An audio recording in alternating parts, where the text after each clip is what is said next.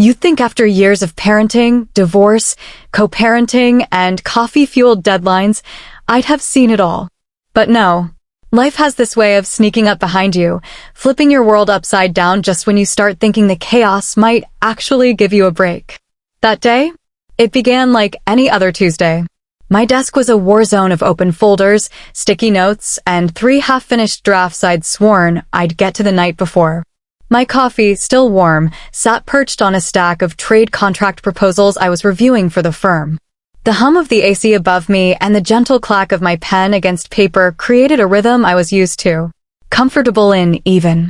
If you told me that morning I'd be wiping tears off my daughter's cheeks in a public park an hour later, I would have laughed in your face and told you I had 3 meetings and a 4 p.m. conference call. But then my phone rang. It buzzed once on the desk, lighting up with a name that made me smile even before I picked up. Lila. My daughter. My light. My fierce, silly, bright little girl who had made the last 7 years both the hardest and the most rewarding of my life. I frowned. She shouldn't be calling. Not during school hours. I felt a twinge of anxiety crawl up my spine, but I told myself maybe she just forgot her lunch again. Or maybe she was calling from her dad's place. Maybe Eric forgot her permission slip for that science museum trip. It wouldn't be the first time. I swiped to answer. Hey, Bug. What's up? There was a silence. A ragged breath. Then, Mommy, help me. The voice on the other end wasn't Lila's usual sing-song tone. No excited chatter or whiny complaints. It was trembling. Barely held together. They left me, she sniffled. Daddy and Jasmine took the baby and left. I'm alone. I'm alone, Mom. I froze. Literally froze. My chair screeched backward across the office floor as I jumped up. My coffee spilled across the paperwork, didn't even register. My hands were already reaching for my keys. My heart was pounding so loud in my ears I could barely hear myself speak. Lila, sweetie. Listen to me. Where are you? The big park. Near Daddy's house, she said quickly. Please come. Please. I was already out the door before she finished the sentence. The drive was a blur. Red lights? I couldn't tell you if I stopped at them. Horns honking? Probably. My hands gripped the wheel so tight my knuckles went ghost white. Every worst-case scenario played on loop in my mind. Her sitting alone on a bench, strangers walking past, her tiny voice asking for help no one stopped to give. And the sun was beating down that day. Was she hot? Did she have water? My baby was out there. Alone. How? Why? Eric. Oh God, Eric. I punched his contact into my phone. It rang. Once. Twice. Then his voice, casual as if I was calling about weekend plans. What now? He said, almost laughing. What now? I snapped, my voice sharp enough to cut glass. You left Lila at the park? Are you out of your goddamn mind? A beat of silence. Then laughter. Honest to God laughter. Oh, that? Yeah. He chuckled. We forgot her. LOL. LOL. Like he'd misplaced his keys. Like Lila wasn't a person, a child. Our child. Forgot her, I repeated, voice shaking. You left her alone. At a park. Relax, Ratch. She's fine. We had the baby, we were in a rush. She's 7. Not a baby anymore. She's still a child. I shouted. What if something had happened to her? What if she'd gotten hurt or taken or, God, Eric. He scoffed. It was just a joke. She probably didn't even cry. That was the last straw. I didn't wait for more. I hung up and floored the gas pedal. I found her curled up on a bench next to the slide. Her knees were pulled to her chest, tiny shoulders trembling. Her ponytail was lopsided and her cheeks were blotchy from crying. A couple, an older man and woman, sat near her, clearly keeping watch. When she saw me, Lila bolted. I dropped everything and met her halfway across the grass, scooping her into my arms like she was still 3 years old. Mommy, she sobbed. I thought you weren't gonna come. Oh, baby, I whispered into her hair. I will always come. Always.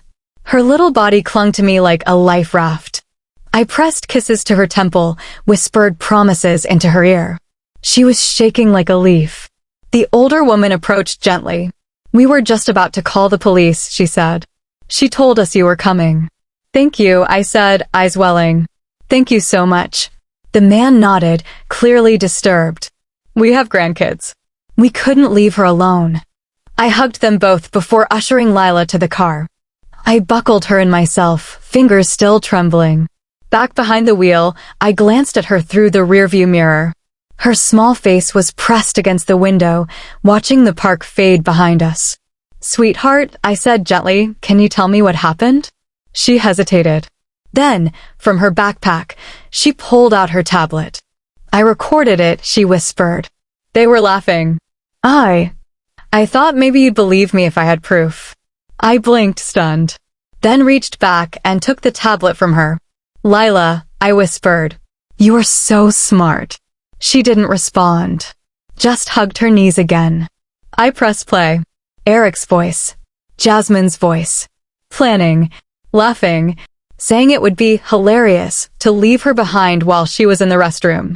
Then her voice, Lila's, off in the distance, calling for them when she came back and found no one there. I didn't speak. Not out loud. But inside, something snapped. This wasn't a lapse in judgment. This wasn't a one-time mistake. This was cruelty. This was premeditated. This was abuse. And they were going to pay for it. That night, I made her favorite snack. Peanut butter on apple slices with extra cinnamon. She barely touched it. Just sat at the table, swinging her legs and staring at the floor. I sat across from her, every cell in my body screaming for vengeance, but holding it in. For her. "Are you mad?" she asked softly, not meeting my eyes. "Not at you," I said. "Never at you." She looked up finally. "I don't think Daddy likes me anymore." My chest caved in on itself. "Lila, listen to me." I reached for her hand. "You are the best thing that has ever happened to me. You are loved. You are wanted. None of this is your fault." "Okay." She gave a small nod. The kind that wasn't sure, but wanted to be. That night, I didn't sleep. I sat on the couch with my laptop, the tablet, and a head full of plans. Eric and Jasmine thought this was funny. A prank. They had no idea what they had just done. But they were about to find out. I couldn't stop hearing their voices. Not the ones from the recording, that would come later, haunting me like some cruel lullaby. I'm talking about the voices of people I trusted. The laughter of someone I used to love. The smug coo of a woman I'd never fully trusted. It had been hours since I picked Lila up from the park. She was finally asleep in her room, curled up with her stuffed bear under a galaxy nightlight that spun stars across her ceiling. I stood in the doorway for a long time, just watching her. Watching her chest rise and fall. Watching her tiny hands twitch as she dreamed. Then I turned, walked into the living room, and grabbed my phone. I needed to speak to Eric again. This time not as his ex-wife, not as someone who used to play nice for the sake of shared custody and co-parenting therapy. This time I was speaking as a mother.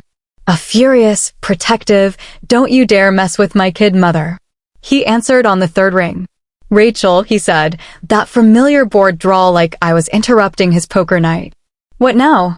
"You abandoned our daughter." No pleasantries. No easing into it. Just the facts. "Jesus, again with this?" he groaned. "Rachel, you need to chill. She's fine." Wasn't even an hour. I stood still in my living room, staring out the window at the quiet neighborhood. My voice dropped to a low whisper. "She cried herself to sleep tonight. Do you even care?" There was a long pause on his end. "Maybe guilt?" "Doubt it." "Oh, come on," he finally said with a laugh in his voice. "You're being dramatic. She probably barely remembers it. You're blowing this out of proportion." "Out of proportion?" My voice cracked with the pressure of holding in a scream. "You left her alone in a public park and laughed about it." "Eric, she was scared. She didn't know if anyone was coming back. She thought she wasn't important enough to be remembered." Another pause. He wasn't used to me being this quiet. Or this cold. Then came the sigh. The infamous Eric Bennett. "I'm tired of this conversation," sigh. "Look, it was Jasmine's idea. She thought it'd be funny." I told her not to do it, but whatever, she's still getting used to parenting. Getting used to parenting? I repeated, stunned. She left a child behind to teach herself how to be a mother? And you, what went along with it? I could hear clinking in the background. Probably ice in a drink. He was half listening. She's fine now, right? You're overreacting. There it was again. That dismissiveness.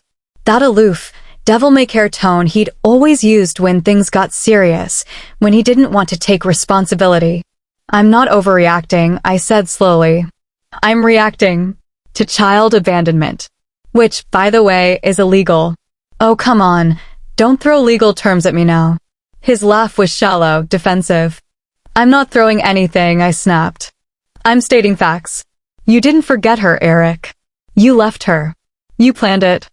I have the audio. That made him pause. What audio? Lila recorded you. Jasmine. Your voices. Planning to leave her behind while she was in the restroom. Laughing about how long it would take her to cry. Saying it'd be hilarious. I could almost hear his mind scrambling. You're bluffing. I'm not. I heard him exhale. A shaky breath, barely audible. You can't use that in court. Oh, but I can. And I will. More silence. Then he said something that took me aback. Not because it was cruel, but because it was so empty. Why are you making this such a big deal? That right there. The sentence that told me everything I needed to know. Why was I making a big deal out of our 7-year-old daughter being abandoned? I didn't respond for a few seconds. Just let that hang in the air like smoke. You know what, Eric? I said finally, my voice icy.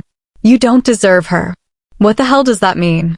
It means I'm done pretending you're anything more than a biological participant in her life. You don't get to laugh at her pain, dismiss her fear, and still call yourself a father. He scoffed. You're being irrational. No, I said. I'm being a mother. And you clearly don't know what that means. I hung up. My hands were shaking when I set the phone down. Not from fear. Not from doubt. From rage. The kind of rage that simmers beneath the skin like lava. The kind that builds until it finds something to burn down. I walked into Lila's room again. She was still asleep, one hand tucked under her cheek, a little smile playing on her lips now. Maybe dreaming of something warm and safe. That's when I knew I couldn't let this go. Not just for her. For every time she doubted her worth. For every kid whose parents treated them like accessories. For every mother who had to look into her child's tear-streaked face and explain why the person who was supposed to love them most had left them behind. I picked my phone back up. This time I didn't call Eric. I called Nina Clark, my lawyer. It rang once. Rachel, she answered, sharp and alert even at 11 p.m.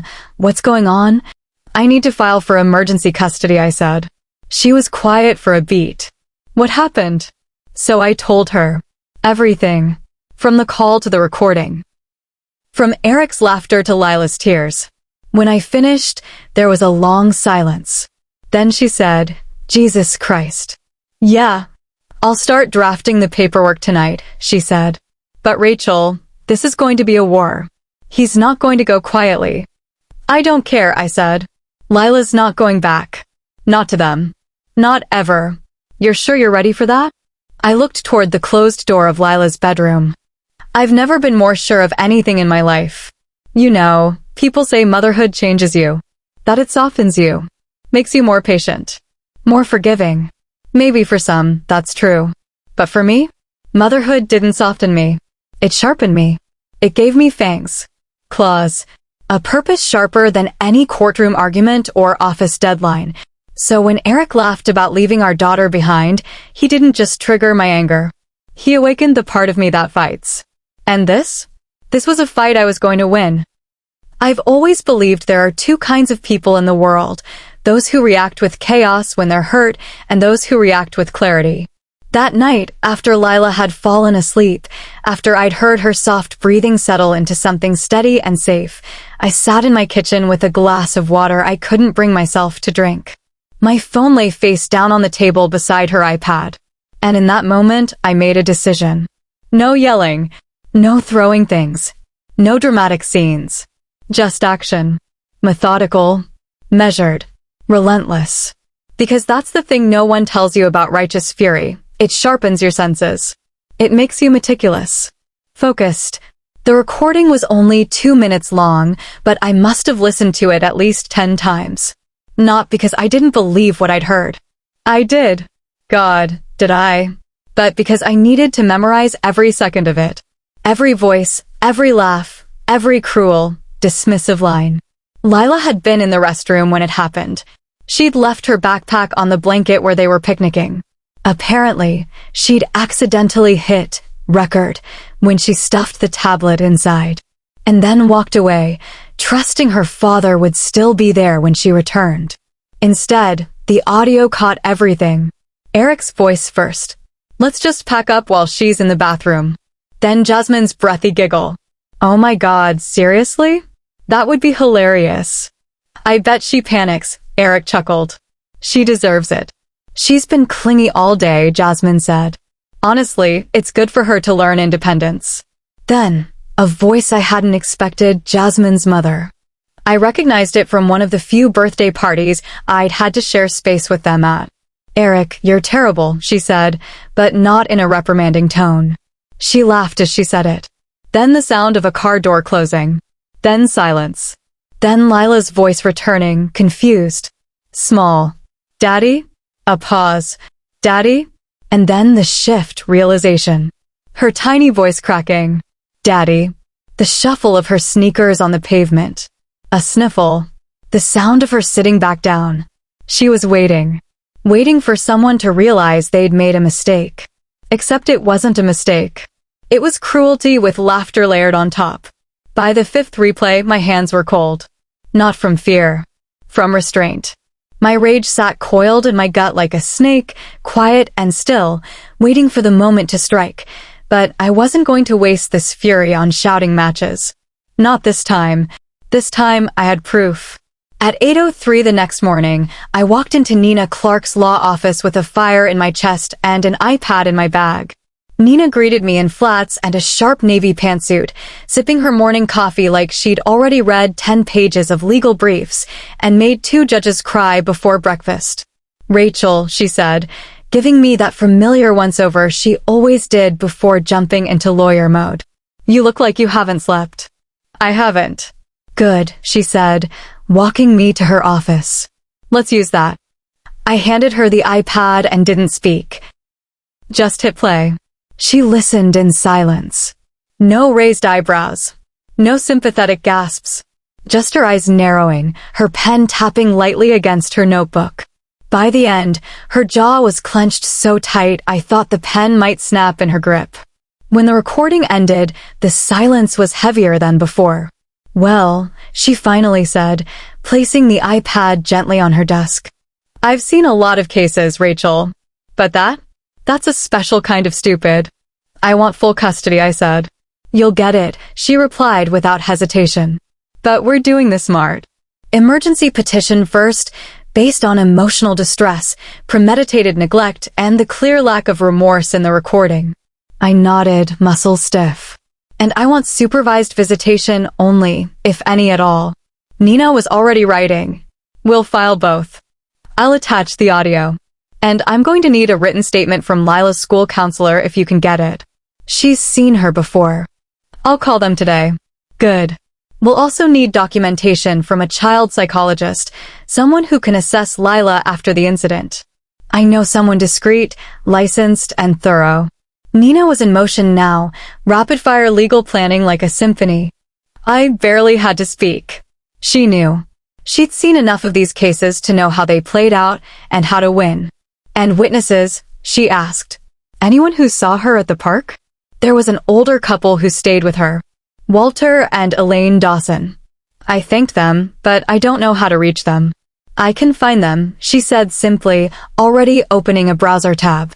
They sound like the type who'll testify. They will, I said. They were furious. Good. She leaned back in her chair. This isn't just a custody battle, Rachel. This is a textbook case of neglect. And this recording? It's going to be our sword and our shield. I exhaled. Not relief, just purpose. Focus. I could already feel the gears turning.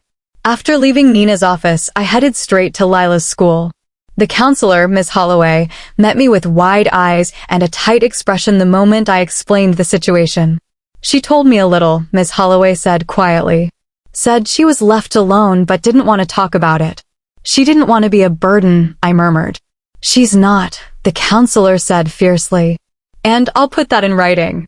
By the time I walked out, I had a signed statement and an appointment booked with the child psychologist Nina recommended. It would be confidential, discreet, but formal enough for court. The whole day moved like that, precise, relentless steps. By evening, I had sent Nina everything she needed. The audio file, the statement, Lila's schedule, copies of my custody agreement with Eric, which clearly outlined shared responsibilities and which he had clearly violated. That night, I sat with Lila on the couch while she watched a cartoon.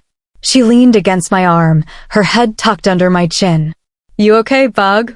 I whispered. She nodded. "You did a brave thing, recording that." "I didn't mean to," she mumbled. "I just wanted to show you if they did something mean." My throat burned.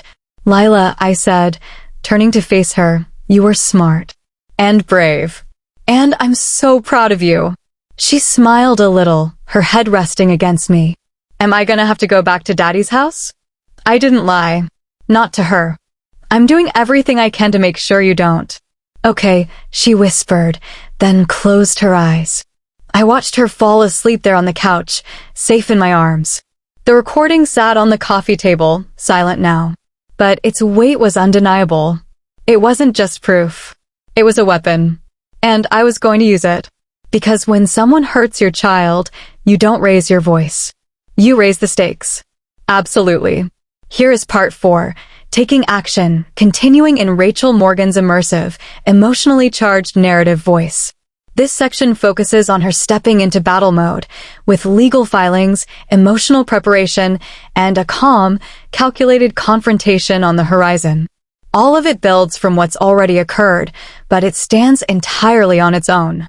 People think action is loud, that it storms in with fists clenched and doors slammed and voices raised so high they echo. But the real kind of action? The kind that actually changes things? It's quiet. It's sitting alone at the kitchen table at midnight, filling out legal forms with your hands trembling and your jaw clenched so hard you forget what breathing feels like. It's reviewing your daughter's school pickup form for the 5th time to make sure no one but you can ever touch it again.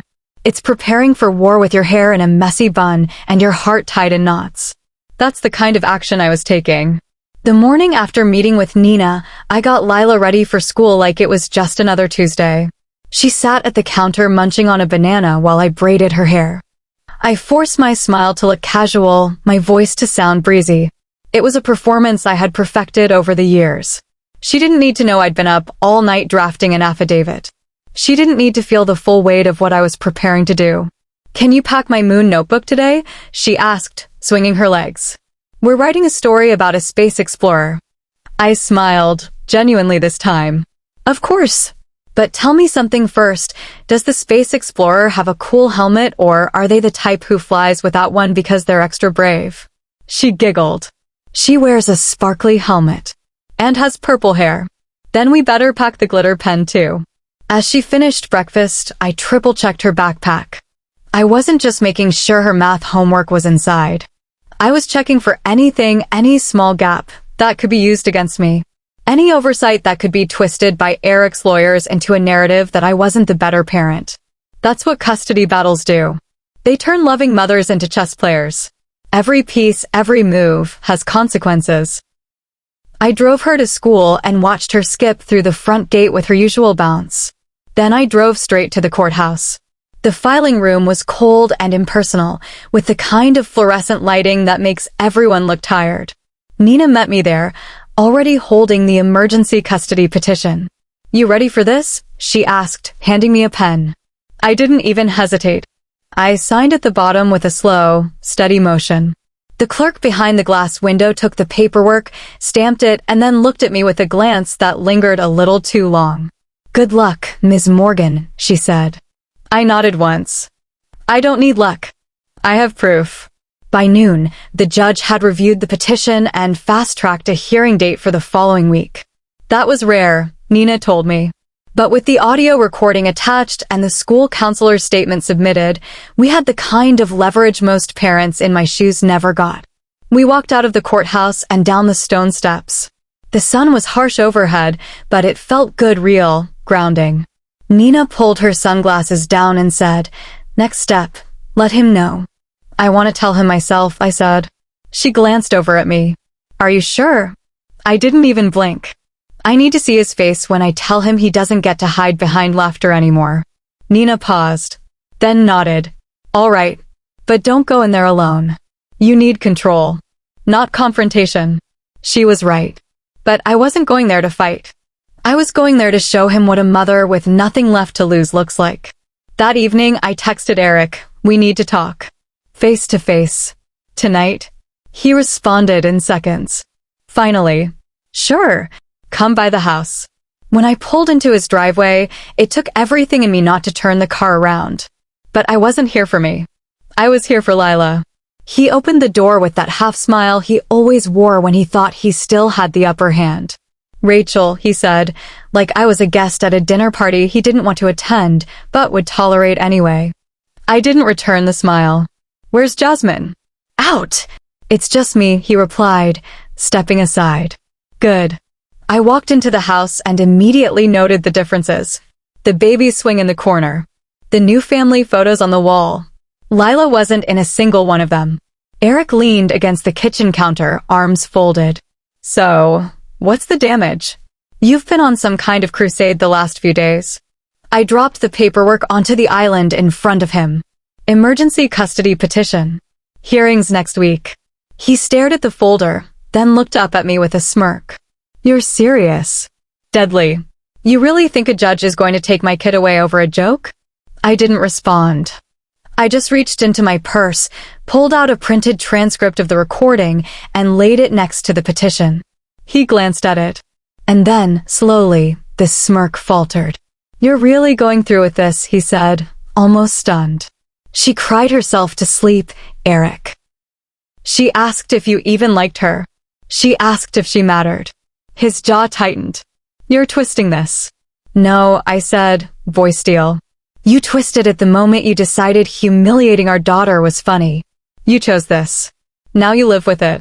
He opened the petition and flipped through the pages like maybe if he read it fast enough, it wouldn't be real. Like the words neglect, emotional distress, and recorded evidence weren't printed in black and white. "This will destroy me," he muttered. "I hope it does." He looked up. "You want to ruin my life?" I stared at him. "I want to protect our daughter. If your life gets ruined along the way, that's on you." He stood there for a long moment, frozen. Then he reached for the papers, but I stopped him with a hand on top. "I'm not here to negotiate. I'm here to tell you what's coming." He let out a breath. "Jasmine's gonna lose her mind." "Good. Maybe next time she'll think twice before treating a child like a prop."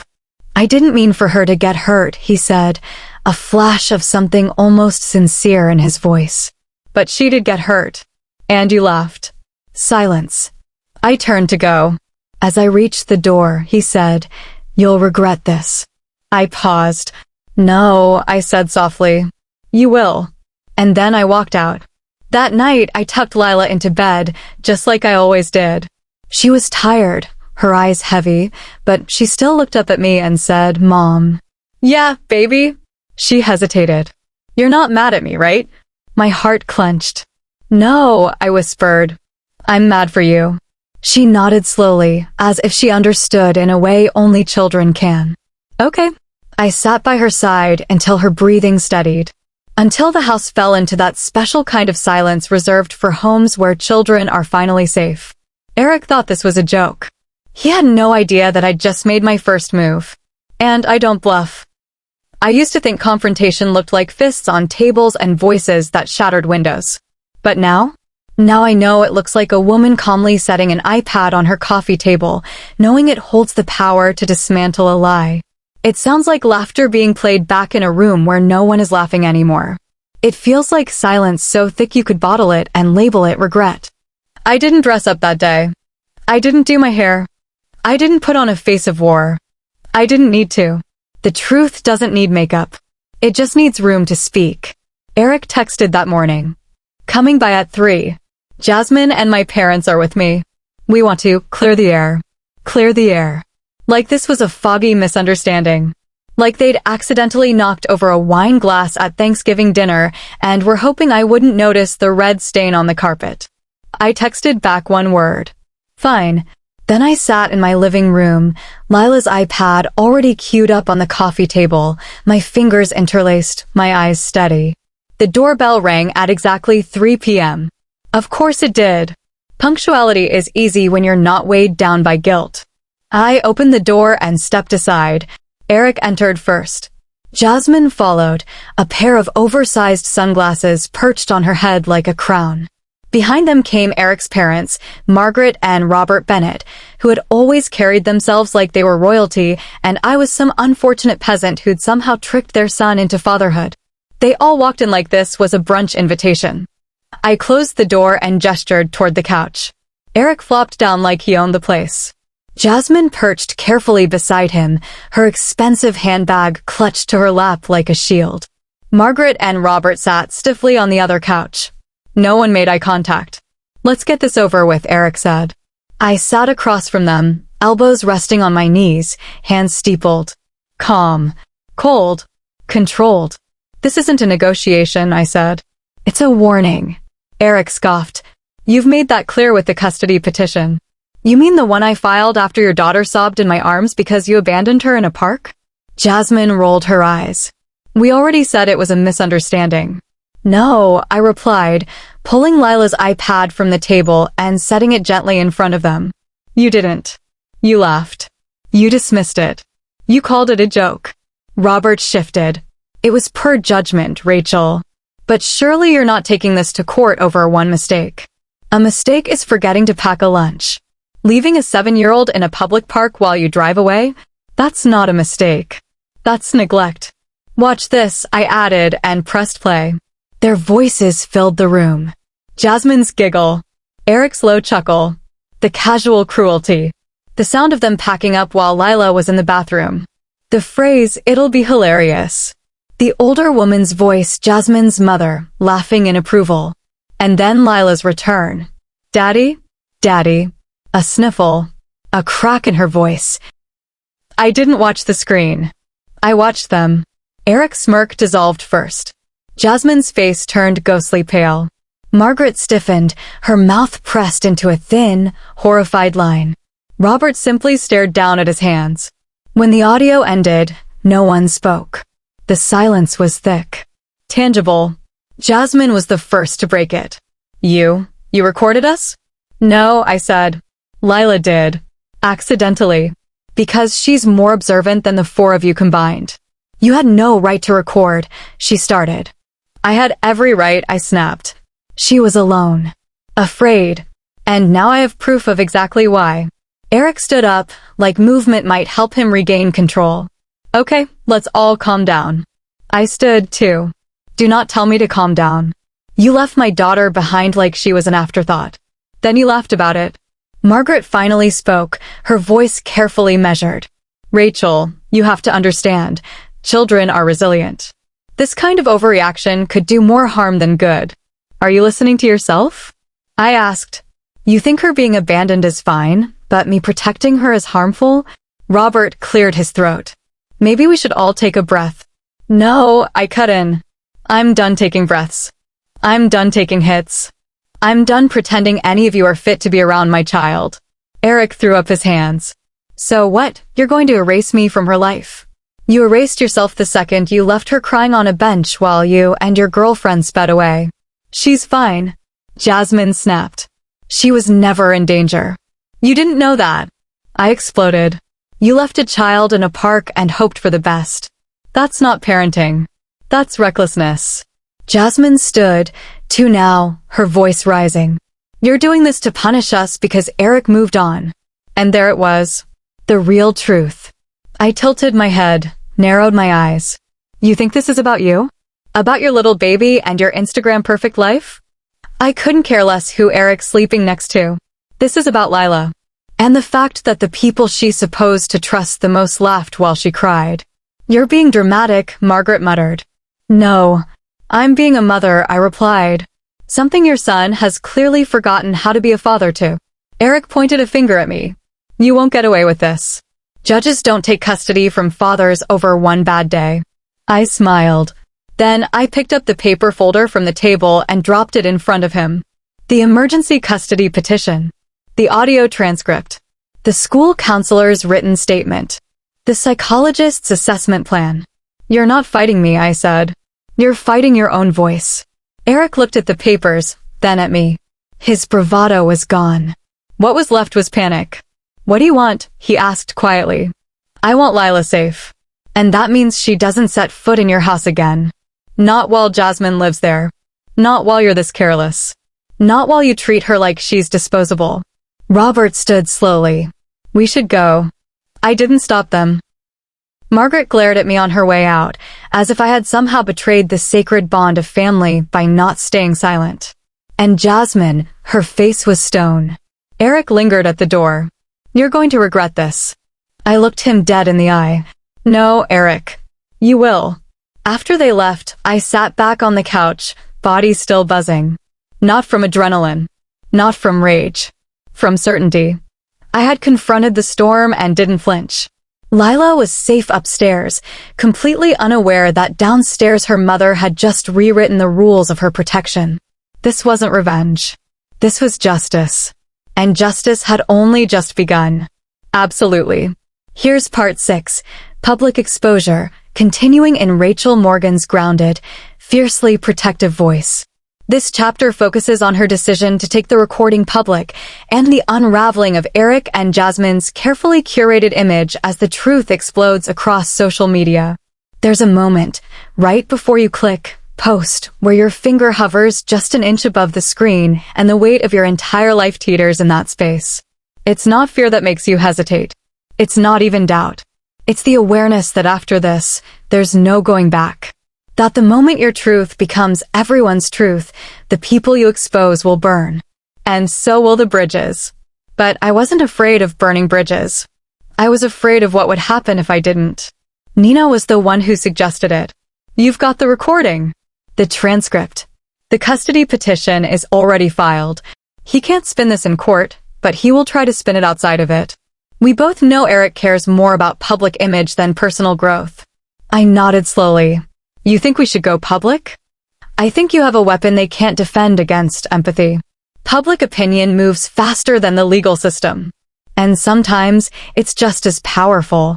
I looked down at my phone, at the folder in my gallery marked Lila recording. I thought about Jasmine's designer smile and Eric's deflective charm. About how they'd painted this shiny new family image online while treating my daughter like a forgotten accessory. They had millions of views on their couple's vlogs. Jasmine's reels were full of parenting advice, baby skincare tips, and fake quotes about blended family joy. She posted about Lila like she was some occasional cameo in her content. A prop for engagement. And I'd had enough. I didn't post it from my main account. I created a new one, blank, clean, anonymous. Not to hide my identity, but to make the message louder than the messenger. The post was short. My daughter was abandoned at a public park by her father and his new partner as a joke. She's 7 years old. She cried alone on a bench while they drove away with their baby and laughed about it. This is the recording. You decide whether it's funny. #ProtectOurKids. I attached the audio. Just the part with the planning, the laughter, and Lila's return. I didn't tag anyone. I didn't need to. The truth has a way of finding the people it belongs to. I hit post. And then I waited. At first, nothing. A like. Then a comment from a stranger. What the hell am I listening to? This is horrific. 10 minutes later, it had 50 likes. An hour after that, it had 2,000. By the end of the day, it had gone viral. Comments poured in like floodwaters. This made me cry. Who leaves a child behind like that? That poor little voice at the end. I'm sick. This is abuse. Straight up. If this is who I think it is, someone call CPS. And then someone did figure out who it was. A user posted a screen recording from one of Jasmine's recent videos, zoomed in on Lila in the background during a vlog about family picnic days. It matched the park. Another posted screenshots of Jasmine's old tweets about stepkids being emotionally exhausting. That tweet got shared over 40,000 times in a single night. By morning, the story had been picked up by 3 parenting blogs and 1 major outlet. They didn't mention names, but everyone online already knew. Eric and Jasmine were trending. But not for their baby videos. For child neglect.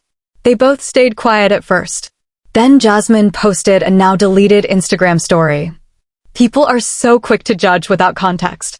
We love our family, and everything being said is a huge misunderstanding.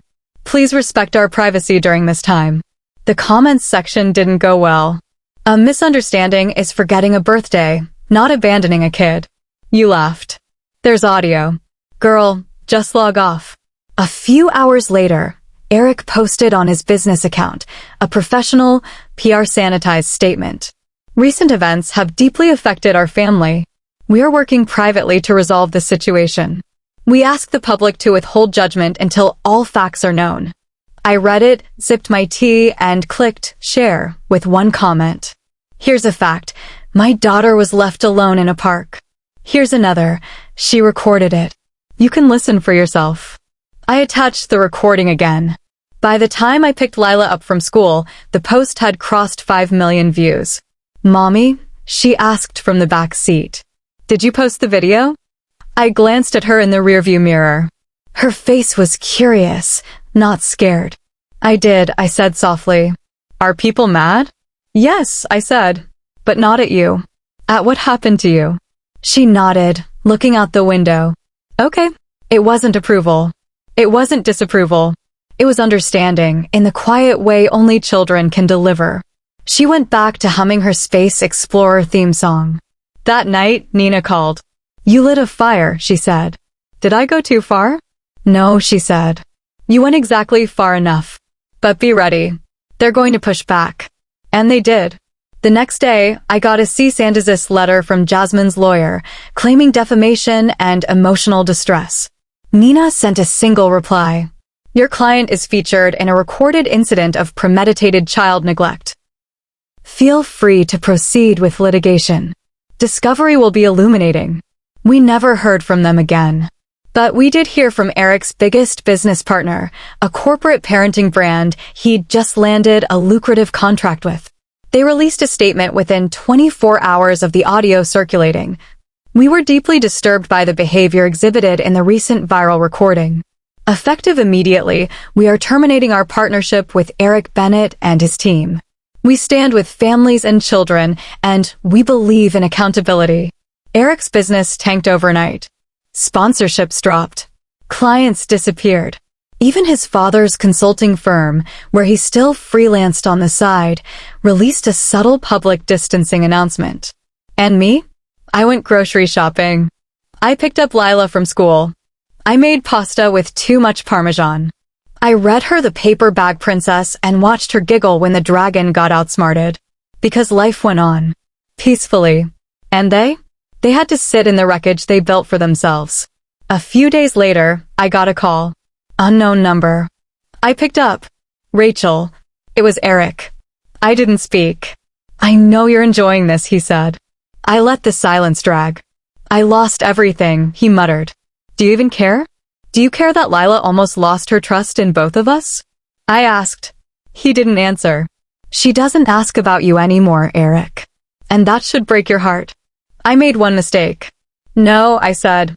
You made a choice. And now you're living with it. I hung up. Later that night, I checked the post one last time before bed.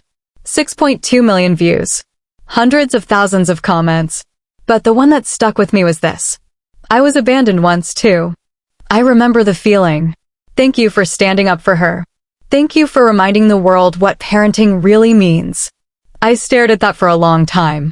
Then I turned off my phone, slipped into Lila's room, and knelt beside her bed. She was asleep, arms thrown wide, breathing slow and even. Don't worry, I whispered. No one's going to forget you again. Because I had remembered everything. And now? So did the world. The courtroom was colder than I expected. Not the kind of cold that creeps in from cracked windows or old tile floors, but the sterile kind. Government-issued chill. No warmth. No softness. Just hard benches, pale light, and the slow shuffle of paperwork echoing against walls designed to hold silence. It smelled like ink, old files, and tension. I sat at the long wooden table, my hands resting on my lap, fingers twined tightly. Nina was beside me, calm and focused, flipping through the binder we'd built like armor. Each tab a weapon. Each paper a shield. Across the aisle sat Eric. He looked different. Smaller. Maybe it was the lack of a social media filter, or the fact that his suit was a half size too big. Or maybe it was the weight of public scrutiny pressing down on him like gravity. He didn't look at me. Beside him was his attorney, one of those high-priced types with perfect posture and an expression that said, "I don't lose." I wondered how much Eric was paying him. I also wondered how much he'd regret it when this was over. The bailiff called the case. The judge, Honorable Elise Patel, walked in, her black robe swaying with authority. She was tall, sharp-eyed, and radiated a quiet power I respected instantly. She took her seat, adjusted her glasses, and surveyed the courtroom. "Miss Morgan," she began, her voice crisp, "you've petitioned for full custody of your daughter, citing an incident of neglect by the respondent. Is that correct?" "Yes, Your Honor," I said, rising to my feet. "And Mr. Bennett, you are contesting the petition?" Eric's lawyer stood. "We are, Your Honor. We believe the matter has been blown out of proportion and that both parents are capable of shared custody." Judge Patel held up a hand. "I'll be the one to decide that." "Sit." The lawyer sat. I almost smiled. The judge turned to me. "Proceed." Nina stood beside me, a calm force of precision. "Your Honor, we are requesting full legal and physical custody of Lila Morgan, age 7, on the grounds of premeditated child neglect. We have an audio recording of the incident, testimony from the child's school counselor, statements from witnesses present at the scene, and the emotional assessment of a licensed child psychologist." Judge Patel nodded slowly. "Let's hear the recording first." Nina moved to the evidence table and set down the iPad. "With permission, Your Honor." "Granted." She pressed play.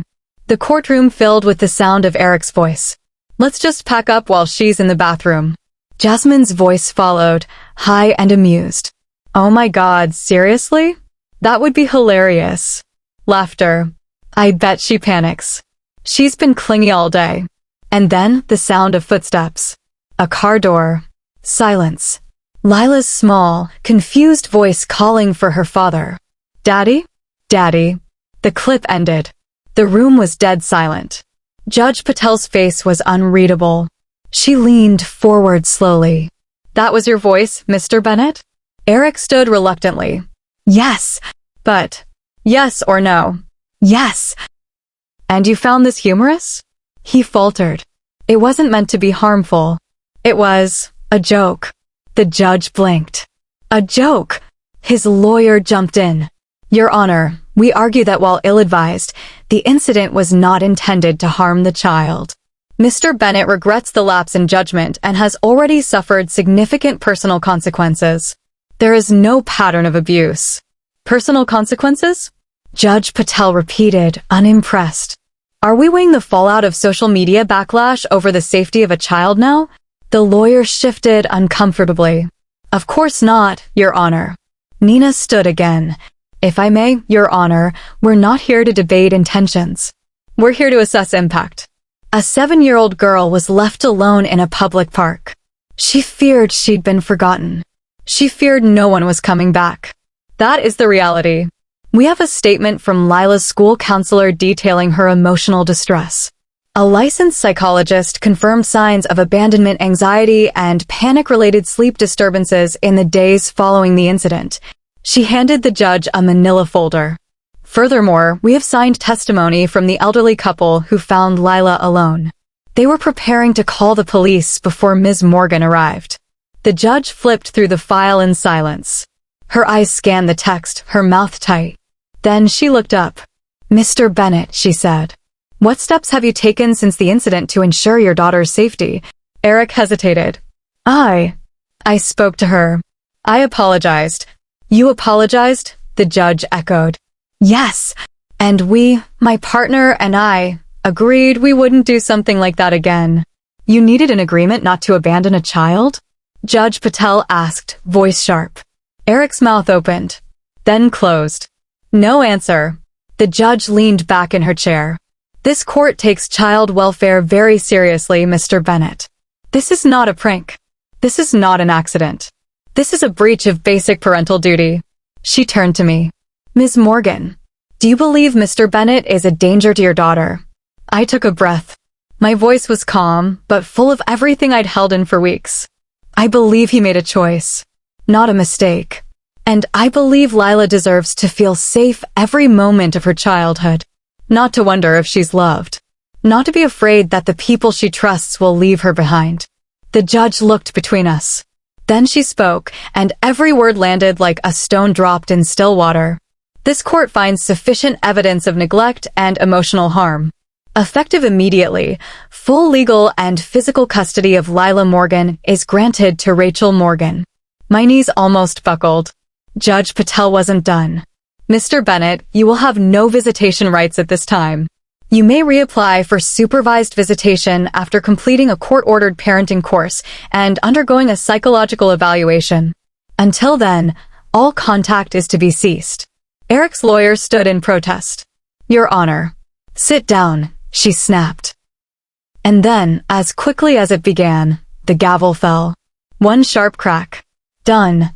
Outside the courthouse, Nina turned to me. You okay? I nodded slowly. Yeah. Do you want to grab coffee? Decompress? No, I said. I want to see Lila. I drove straight to the school and waited near the pickup gates. When she finally came out, hair flying, backpack bouncing, and spotted me, she ran. Mommy! I bent down just in time to catch her in my arms. I hugged her tight. Tighter than I ever had. Guess what? I whispered into her hair. What? You never have to go back to Daddy's house again. She pulled back, wide-eyed. Ever. She stared at me for a beat, then wrapped her arms around my neck and whispered, thank you. I swallowed hard. You never have to thank me for keeping you safe, sweetheart. And right there, on the sidewalk outside her school, I realized something. I didn't win custody today. I reclaimed it. From the moment she was born, Lila had always been mine. I was just taking her back. Peace is louder than people realize. It doesn't shout or slam doors. It doesn't demand attention. It tiptoes in on a Tuesday morning while your daughter sings to herself over a bowl of cereal, and suddenly you realize there's no tightness in your chest. No weight in the air. No waiting for the other shoe to drop. Just sunlight through the kitchen window. And silence that doesn't feel threatening. The first week after the ruling felt like stepping into someone else's life. No texts from Eric. No surprise pickups. No last-minute schedule changes that derailed Lila's weekend plans. I didn't have to check my phone every hour. I didn't have to rehearse calm responses to passive-aggressive comments. I just woke up, packed Lila's lunch, walked her to school. That's it. And for the first time in months, that was enough. Lila bloomed in the absence of tension. She laughed more, ate better. Her drawings got brighter, purple space explorers, puppies wearing tiaras, houses with little hearts over the windows. She stopped flinching every time I mentioned grown-ups or rules. She started asking to call her grandma again. My mom, not Eric's. That was how I knew the healing had started. She was building her own bridges now. One morning, she walked out of her room wearing the sparkly tutu she usually saved for birthdays and dentist appointments.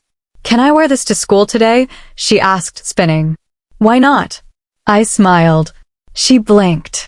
Really? Sweetheart, if anyone can pull off glitter at 8 a.m., it's you. She grinned. Even if I spill paint on it? Then it's battle armor. She squealed, did one more spin, and ran to grab her shoes. That night, I found her in the living room building a pillow fort. Her bear, Captain Snuggles, was peeking out from under a blanket roof. She looked up at me with an exaggerated sigh. We need more pillows, she said. I raised an eyebrow. More? She nodded solemnly. It's not a real spaceship unless it has 4 engine rooms. Well, I'll be damned. Let me get the couch cushions. She giggled at my language, even though I'd only half said it. You almost said a bad word. Don't tell the bear. Too late, she whispered, clutching him like he was a secret-keeping spy. We built the biggest fort in the house that night. I crawled inside with her, flashlight in hand, and she read me her space story. It didn't have villains. It had astronauts who helped each other, who shared snacks, who came back for anyone who got lost on a spacewalk. When she finished reading, she turned to me, her face serious. Do you think people get better? Like, really better? I thought about that for a long time, then said, I think people can get better, but only if they want to. She nodded slowly. I don't think Daddy wants to. I didn't correct her. She wasn't bitter. She wasn't cruel. She was just paying attention. The following week, she brought home a permission slip for a school field trip. I was halfway through reading it when she looked up from the counter and asked, You'll come, right? I smiled. If parents are allowed, you bet I will. She looked relieved. I signed the slip and handed it back, but something about her pause lingered.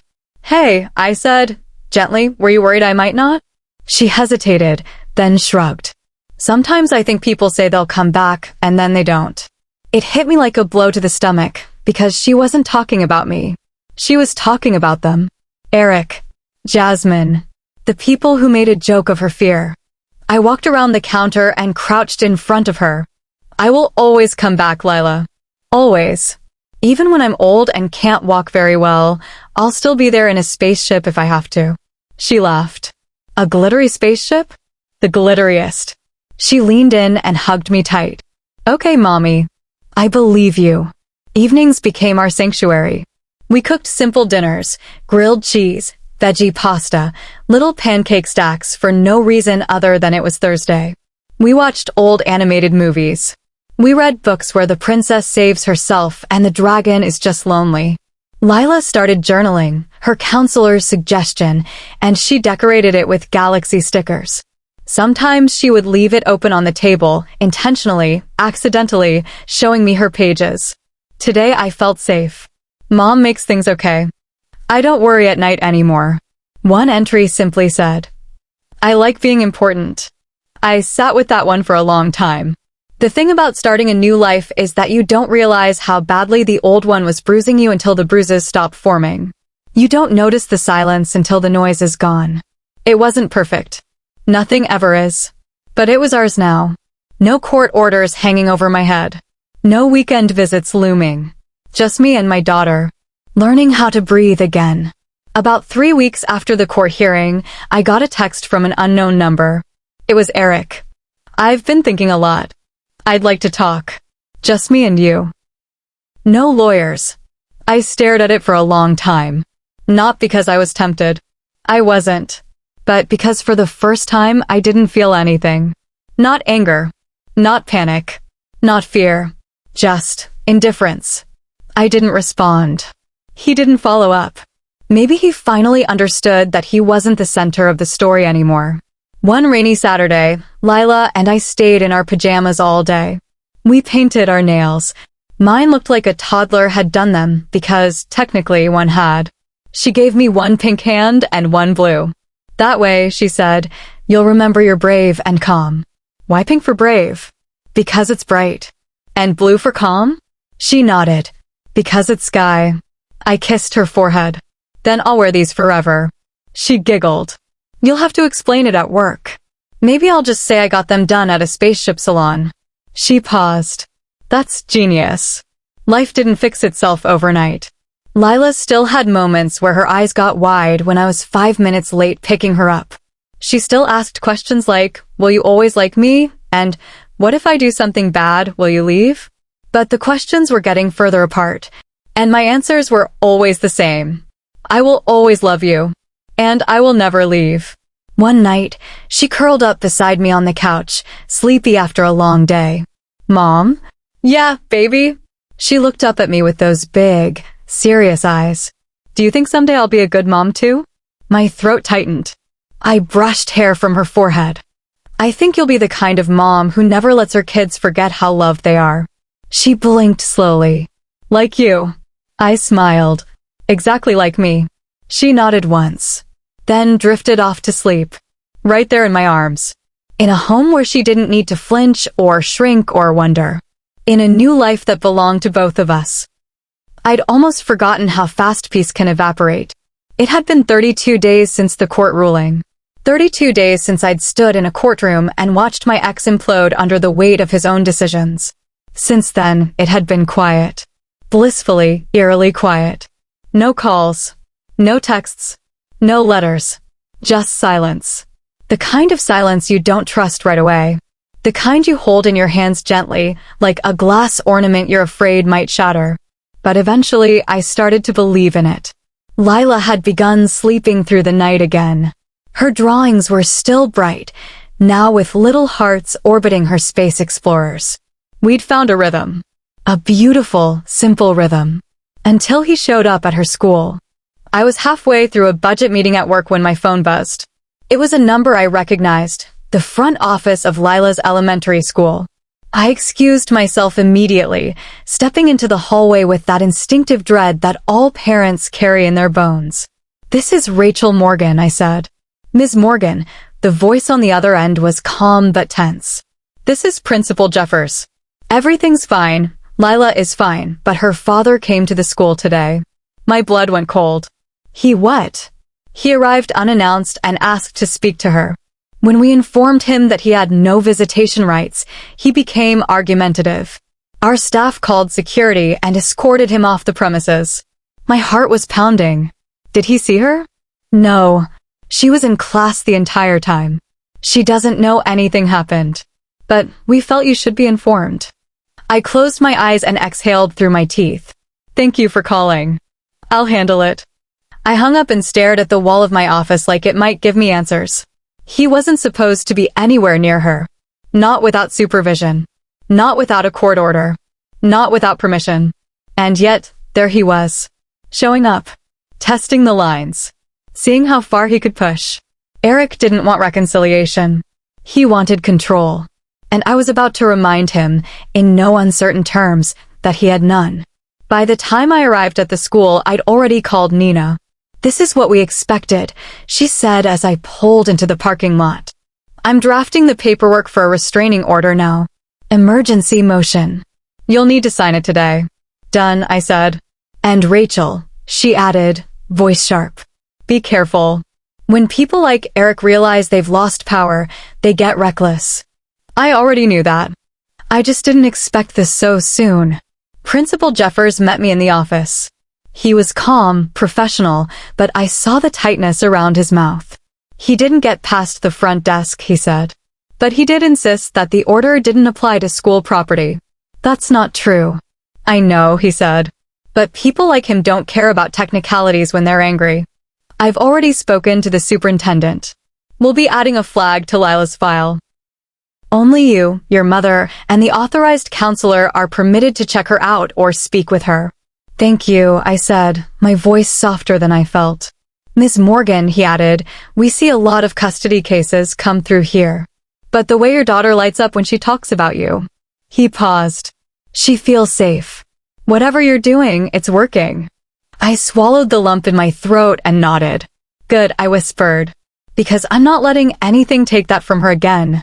Lila was still in class when I peeked in through the small window on the door. She was coloring. Her head bent. Her tongue sticking out slightly in concentration. Unbothered. Untouched. That's all I needed to see. I walked away before she could spot me. I wasn't going to let Eric's choices pollute her peace. Not again. That evening, I made her spaghetti with heart-shaped carrots. She giggled when she found one in her bowl, declaring it a secret love message from the noodle gods. We watched a movie. She asked for an extra story. Then too. I indulged her. Not because she knew what had happened, but because I did. And I needed to feel her laugh to silence the part of me that was still on fire. When she finally drifted off to sleep, I stood in her doorway for a long time, watching her breathe. Then I went downstairs. And I called Nina back. The restraining order was signed by noon the next day. It was fast-tracked due to the previous custody ruling and Eric's unauthorized approach at school. We submitted the school's incident report, an affidavit from the principal, and the court's own documentation stating Eric had no visitation or contact rights. He would be served within 24 hours. And once he was, he'd be legally barred from coming within 300 feet of Lila, her school, or our home. Nina advised me to reinforce everything, alert the school again, update the counselor, even notify the after-school program coordinator. I did all of it, because that's what mothers do. We reinforced the walls, even after the storm. When I picked Lila up that day, she bounced toward the car with a paper crown on her head. "We're royalty now," she declared as she climbed into her booster seat. "Oh, really?" "Yep. Queen Mommy and Princess Lila." "Well then," I said, smiling, "remind me to build you a castle when we get home." She giggled and leaned her head back against the seat. "I already have one," she whispered. "It's here." That moment, it was better than any courtroom gavel, better than any legal win, because it meant she felt safe again. She felt home. Later that evening, while Lila watched cartoons with a bowl of popcorn, my phone buzzed. A new voicemail. Eric. His voice was quieter now. Not apologetic. Just small. "I didn't mean to scare anyone. I just wanted to see her. You didn't have to do this, Rachel. You didn't have to turn her against me. I didn't even listen to the rest. I deleted it. Because I wasn't turning Lila against anyone.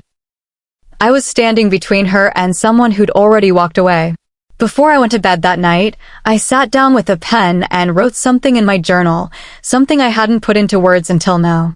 You don't need to win a war with swords. Sometimes you win by building a home so safe your child stops checking the doors. That was what this was. Not revenge. Not punishment. Just a mother building a fortress out of bedtime stories, spaghetti dinners, sparkly nail polish, and legal documents. And when he tried to breach the gates again, I didn't panic. I reinforced them. Peace doesn't come with trumpets. It doesn't crash into your life or announce itself with grand gestures. It arrives slowly, quietly, like breath after holding it too long. One day you're checking your phone every hour, bracing for a call, a message, a knock on the door that you're not ready to answer, and then suddenly, without ceremony, you're not anymore. That's what it felt like. No moment of celebration. No confetti. Just stillness. Real, honest stillness. And the deep, steady knowledge that we were finally, truly safe. It had been 3 months since the last incident. 3 months since Eric showed up at the school. 3 months since the restraining order was served, signed, and enforced. There were no more voicemails. No texts. No shadows peering around corners of our days. And in that space, something beautiful happened. We didn't just survive. We thrived. Lila had started riding her bike without training wheels. She'd also taken up baking, which meant our kitchen constantly smelled like vanilla and disaster. Half the time, the muffins were raw in the middle, or she confused salt for sugar, but she beamed with pride every time. And I ate them anyway, because they were hers. One evening, as we sat on the kitchen floor, covered in flour, waiting for what would eventually become banana bread soup, she looked up at me and said, "Mom, we're good at this. At baking, at life." I couldn't even answer. I just pulled her into a hug and kissed the top of her head. Because she was right. We were good at life. We started little traditions. Saturday morning pancakes. Tuesdays at the library. Fort building Friday nights with flashlights and whispered bedtime stories about brave explorers who always found their way home. We made a memory jar, a glass container filled with tiny pieces of paper we'd write on whenever something made us laugh, or cry, or feel proud. Some were simple. Lila got a gold star in math. We made spaghetti and didn't burn anything. Lila taught the neighbor's cat how to sit, allegedly. Some were heavier. Lila said she doesn't feel scared when I leave the room anymore. She said, "I know you'll come back." I kept every single one. Because healing deserves to be remembered, too. At school, Lila was thriving. Her teacher said she was leading a group art project and mentoring a kindergartner who had trouble with confidence. She's so gentle with him, the teacher said during conferences. But strong too.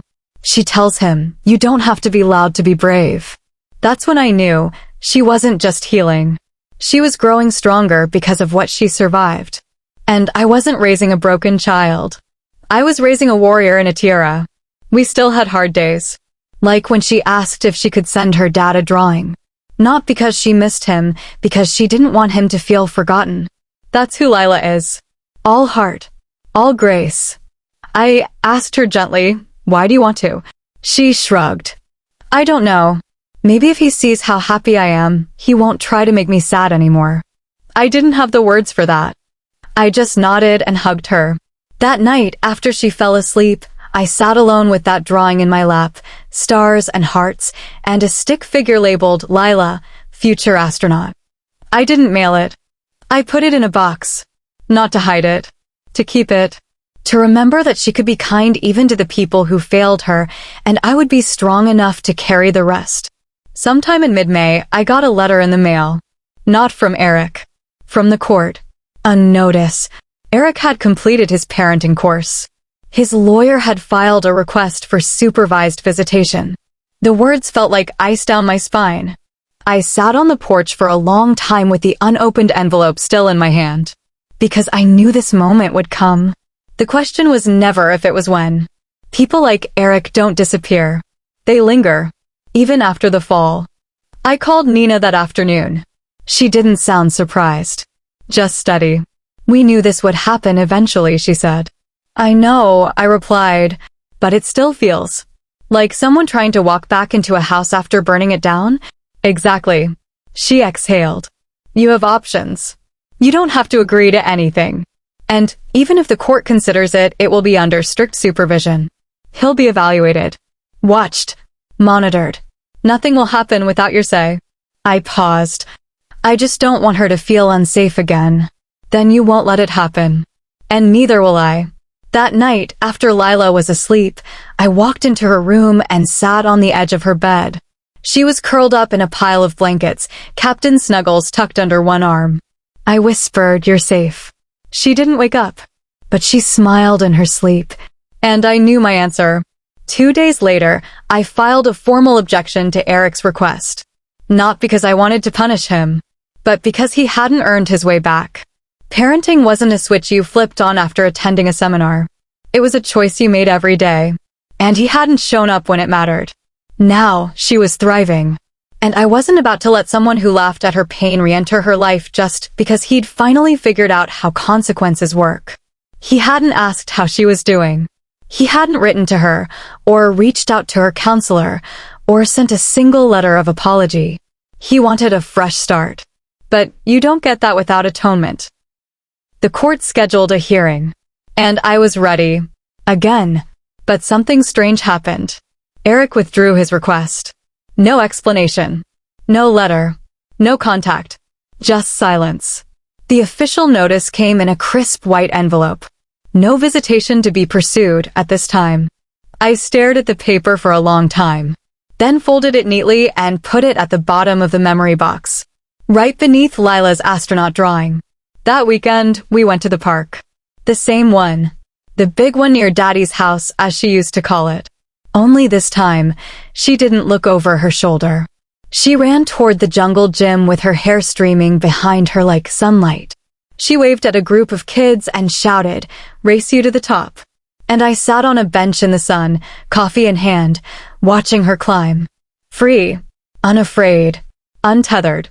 When she came back, breathless and smiling, she plopped down beside me and leaned her head on my shoulder. I remembered this place, she said. I tensed for a moment. Yeah? She nodded. It's not scary anymore. I kissed the top of her head. Good. You made a new memory. She grinned. Want to race me to the swings? Oh no, I laughed. Not in these shoes. You'd lose anyway. I gasped. Rude. True. And off she went, legs pumping, laughter trailing behind her like wind. That night, as I tucked her in, she said, I think I'm gonna be okay, Mom. I smiled. You already are. She reached for my hand and squeezed. You too. She was right. I was okay. Maybe for the first time in years. Not because of a court ruling. Not because of revenge. Because I had done the one thing no one thought I could. I rebuilt our life. Stronger. Softer. Safe. For good.